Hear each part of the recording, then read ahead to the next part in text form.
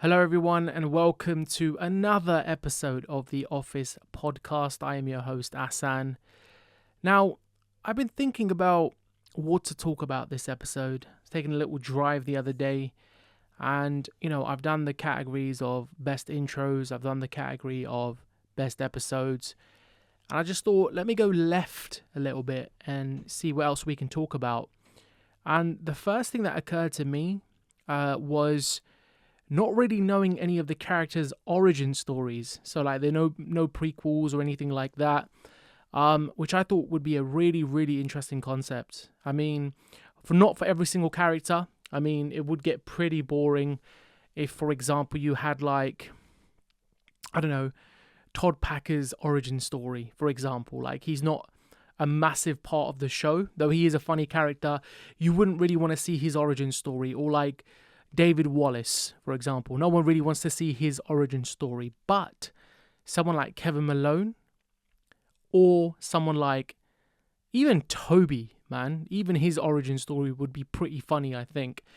And I had to think, I really thought about which characters I'd want to see. So I'm going to literally just run through in this episode which characters' origin stories I'd like to see, or if there was ever a prequel, whose episode I'd like to see. I'm not sure if there was rumors of there being like a reunion. Again, I'm not sure I'd care about a lot of the characters and where they are now. I think the main ones for me, definitely Jim, Dwight, Michael, Kevin, Oscar, Angela, Creed, even maybe even Daryl. So like the ones that I like. All the others I'm not really fussed about. But with regards to origin stories, I think the first one for me and the most obvious one for a lot of people, I think would be Dwight. I think he has a very, very interesting life in general in the show. And to see his origin story would be epic. And that's because he literally owns a 60-acre beet farm. Or 6-acre, or 6, whatever the number was. He owns a beet farm. Like, what a random thing to own. So to have that as its own origin story, I think would be really interesting. How he got it, what he's been doing all these years. Why did he choose Dunder Mifflin as a company to work for? He seems quite wealthy, so why doesn't he just focus on the beet farm? And to me, that would be a really interesting story, really to see, the details, the finer details of Dwight Schrute's life. And another one that would be really, really interesting for me, and it's not even Michael, it's, I think, Jim. I think another one for me is to get the thinking behind Jim and why he's there. He seems like quite an ambitious guy. The first episode, straight off the bat, he seems like he's not really enjoying the job. He's kind of there for the sake of it, for the money. But there's loads of jobs you can just do for the money. So, just to see him starting at Dunder Mifflin would be really, really cool. And the reason why I didn't say Michael is because you kind of get an insight into Michael's life with Dunder Mifflin. He's been there for 15 years. At the point of when he left because of Charles Minor. But he'd alluded to some of the experiences he had with Todd Packer and with his old boss, Ed Truck, and all these other people. So for me, it wouldn't be too interesting. I'd rather see, kind of the sequel to The Office and Michael's life, what he's doing in Colorado with Holly and his kids and all that stuff. Not so much the stuff that came before. Whereas Dwight and Jim, I think would be a really, really interesting prequel to have. And them to run alongside each other, I think would be really cool. I think if you had like the Office prequel and you had all of these characters in their kind of lives before and then how they all met in the Office, I think would be really, really cool. Another character that doesn't really excite me is Andy Bernard. I don't really care for his prequel and his origin story. Again, a lot of stuff has been said about him being at university and being part of the a cappella crew and all that sort of stuff. And him going to I can't even remember the name of his university now. God, what's it called? It's not was it Stanford? I think it might have been Stanford. I don't remember, but him going there and being part of the a cappella crew again, it wasn't very funny. I think one of the latest episodes where he dresses up as George Michael for the Halloween party, and you have like the new class of a cappella kids coming in, and that episode really didn't do it for me. So his story would be quite boring, I think. Toby Flenderson, I think, would be a good origin story to watch, because he used to be a preacher, and then now he's like an HR manager or rep or whatever it is. So I think that would be a really interesting one to watch. Why he transitioned from, preacher to HR person. And again, I think it's because of the mystery behind the character. Again, we've talked about on this podcast before about him being the Scranton Strangler.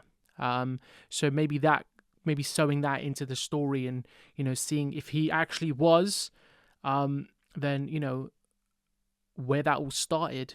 And another one that really occurred to me as well was Creed. There's another, I think it's the same Halloween episode where Creed comes in covered in blood. And he goes, "Oh, it's Halloween. This is a good disguise then." So obviously it's, alluding to the fact that he just murdered someone or just seriously harmed someone, and he can get away with having fake blood on him, which is really, really interesting. And he's just a very interesting character. Like the episode with the work bus, when they pick him up randomly and he's hitchhiking, like stuff like that. And then, when they're doing the game, the bourbon thing before the company's about to be closed down. I can't remember the name of the game, and he comes in and Michael's like, "There's been a murder and you're a suspect," and he runs out. So, things like that create like intrigue around a character and the narrative and the story and everything. And I think he's not a very one-dimensional character. He's very strange. Even the interaction he had with Meredith, I think it was in like season 2, the episode where Michael and Dwight go to the paper conference when Jim has just moved to Stanford, and the way Creed talks to Meredith as if he's just met her for the first time. So it's little nuances like that I really like about Creed, and just characters in general. Again, Stanley Hudson would definitely be an amazing origin story. Would Phyllis be one? Probably not. Maybe because she knew Michael in college, so that I guess that could kind of be like a story, but not one for me, I don't think. And then all the others like Jan, no one wants to see that, man. Kelly and Ryan, not really. Like I said with Kevin, man, I'd love to see an origin story of Kevin, how he became an accountant. Like, someone that is portrayed as someone who's simple and doesn't know much and is not very competent, is an accountant for quite a big paper company. Or the mob, as we've also talked about on this podcast. So, yeah, I think that would be a very, very interesting concept for me to see Kevin's origin story and why he's part of Scrantonicity 2 and not Scrantonicity 1 anymore, because the band had beef or whatever it was. So just to see all of that. Again, Oscar, I wouldn't really care about seeing his origin story. Angela, probably not. I'm just trying to think of who else. Pam, definitely not. She's going to just be a boring one. Gabe, probably not. Karen Filippelli, again, not really, man. Like one I'd love to see is the guy that comes from Stanford who is the ex-con. I'd like to see his origin story and why he went to prison and what he did. Obviously, it wouldn't be like a full-length prequel or origin story, but just to see the episode of when he went to prison and why he went to prison, because Kevin is convinced he's doing the same thing. To have that story kind of linked together would be really cool. These are literally just random thoughts that go through my head when I'm driving and thinking about this podcast. And I think there's a lot of fan theories out there, and I think there's a lot of opinions out there. But I think for someone like me who watches it every day, I think about the show all the time. Even when I'm not watching it, an episode will come into my head and I'll think about what a great episode that was, or, there's an episode that could be changed and things like that. And the reason why I don't talk a lot about season 8 and 9 on this podcast is because they were quite bad series. Like, I really didn't enjoy them as much as I did 1 through 7, and even 1, which was quite weak, I really enjoyed. But, you have your odd episode, the one where Dwight thinks that he's talking to that lady on the radio, and, he's convinced that, the stock prices have plummeted, and, there's a police officer, or there's a group of police officers waiting outside David Wallace's house because he's held a mailman hostage. Crazy things like that. Like, they often enter my mind because it was such a bizarre episode. But then there's others, like when Nellie is moving house and they find out that her fiance or husband was a magician. Like stuff like that wasn't very funny to me. So those characters I don't think deserve a prequel, or like even should have any attention on their origin story. But I think top 5 origin stories for me would go as follow. I think it would probably be Kevin at 5,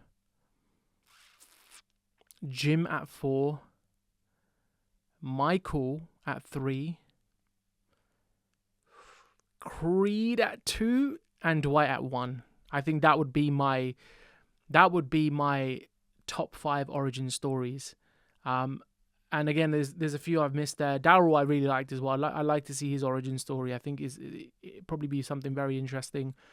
I didn't mention Ryan. Ryan, I don't really care for. He's a temp, so he's kind of a fresh face to the company, and you kind of know that he's in business school and different things like that. So that wouldn't really be one that would excite me or interest me. Danny Cordray, again, not another one that would interest me. But I think if they did ever do it, they'd have to do it properly. They couldn't do it like, I think, for example, The Big Bang Theory was a really good show, but I think Young Sheldon was really boring to me. So I think if they did it, they'd have to do it in the same sort of fashion, which would be really hard because obviously The Office is like a mockumentary, and they wouldn't be able to do that with a young Jim or a young Dwight. They'd have to do it differently. But I think they could do it. I think they could do it and make it something really, really special. But anyways, guys, that is the podcast today. Thank you, everyone, for your continued support. Thank you for tuning in to the last episode. Any episode before that. Your support really means the world to me. If you did enjoy this podcast or this episode or this video, make sure to give it a thumbs up. Make sure to hit like, share, and subscribe. And as I said, whatever platform you're listening to this on, if you could rate it for me, that would really help me out. And I will catch you on the next episode. Thank you very much for listening. Peace and love.